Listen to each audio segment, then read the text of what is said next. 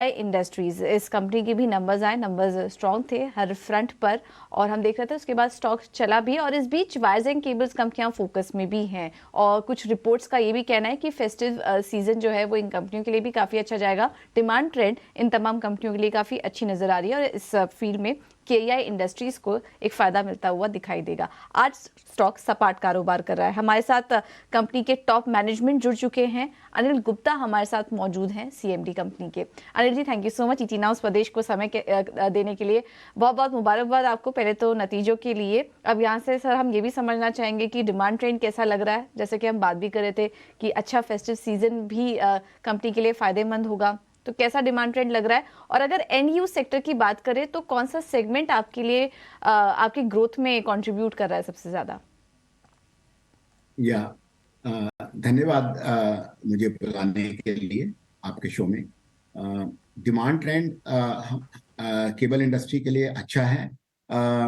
जो major sector हैं इसमें, एक तो सोलर डेवलपर्स, सोलर पावर काफी तेजी से कंस्ट्रक्शन और एग्जीक्यूशन कर रहा है, तो उसमें डिमांड अच्छी है। इसके अलावा जो इंफ्रास्ट्रक्चर सेक्टर है, जैसे मेट्रो रेल्स या सबअर्बन ट्रेन्स या अदर रेलवे प्रोजेक्ट्स, उनमें बहुत अच्छा ट्रैक्शन है। बाकी power generation, power transmission and distribution, ये दोनों सेक्टर बहुत अच्छा कर रहे हैं। And then the construction and real estate, मेरे ख्याल से सभी सेक्टर अच्छा परफॉर्म कर रहे हैं। एंड मैं उम्मीद करता हूं कि अगले कुछ क्वार्टर्स में ये यही स्थिति बनी रहेगी। गुप्ता जी, आपका जो गुजरात में कैपेक्स हो रहा था, जहां पर हमारे पास जानकारी करीब 1000 करोड़ रुपए आप इन्वेस्टमेंट कर रहे थे, वो हो गया सर? वो कंप्लीट हो गया क्या अभी? वो तो अभी कंस्ट्रक्शन शुरू हुआ है। और उसका फर्स्ट फेज FY25 में लास्ट क्वार्टर में उम्मीद है चालू होने की, और बाकी टोटल प्रोजेक्ट बनने में 2.5 साल के करीब लगेंगे अब से। बट इसके अलावा हम लोग अपनी एग्जिस्टिंग फैक्ट्रियों में ब्राउनफील्ड एक्सपेंशन कर रहे हैं, जिसमें हम अगले 6 महीनों में रफली 150 करोड़ 150 करोड़ रुपए के करीब खर्च करेंगे, जिसमें 50 करोड़ रुपए सिलवासा में और 100 करोड़ रुपए अपनी भिवाड़ी में जो पथरेड़ी प्लांट है इसमें खर्च करेंगे। गुप्ता जी, एक छोटा सा पॉइंट मेरे को और पता करना था। मैंने आपका रेवेन्यू का डिवीजन देख रहा था, उसमें रिटेल और इंस्टीट्यूशनल में मेजोरिटी हिस्सा है, 40% से ऊपर है। एक्सपोर्ट का फ्रंट से 10% के आसपास, 10 से 12% है। सर, ये फ्रंट और बढ़ाना चाहते हैं या फिर यही रेशियो रखेंगे आप, 40-40, 10-20 इस रेशियो में ही? देखिए, एक्सपोर्ट फ्रंट मैं उम्मीद करता हूं कि अभी इस साल रफली 12.5 से 13% के करीब रहने की उम्मीद है टोटल सेल्स का। और अगले साल ये 15 से 16% तक पहुंचेगा हमारी टोटल टर्नओवर का।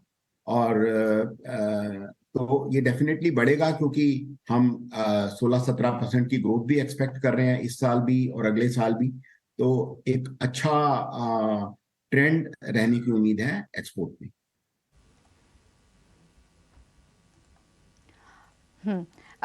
अनिल जी, कंपटीशन आप अपने इस पूरे स्पेस में कैसा देख रहे हैं? क्योंकि मार्जिन हमने देखा कि 10% के आसपास ही बरकरार रहे, कोई यहाँ पे बदलाव नहीं हुआ। इस क्वार्टर भी 10% के ही मार्जिन निकल कर आए हैं। क्या आउटलुक आप दे रहे हैं? क्या ऐसे ही मार्जिन मेंटेन रहेगी? और कुछ प्राइसिंग पावर है आपके पास? क्योंकि हम देख रहे हैं कि इस स्पेस में कंपटीशन भी काफी ज्यादा बढ़ता जा रहा है, तो उसे कैसे आप फेस करेंगे? देखिए, इस क्वार्टर में हमारा जो इबिटा लेवल है वो 10.87% रहा है। तो डेफिनेटली पिछले क्वार्टर से हमने 0.4 से 0.5% इम्प्रूव किया है इबिटा। और जितना हम ब्रांडिंग पे अभी फोकस कर रहे हैं, मैं उम्मीद करता हूं, और हमारे जो एक्सपोर्ट्स बढ़ रहे हैं, तो मैं उम्मीद करता हूं कि इस लेवल पर ये इबिटा मेंटेन रहेगा।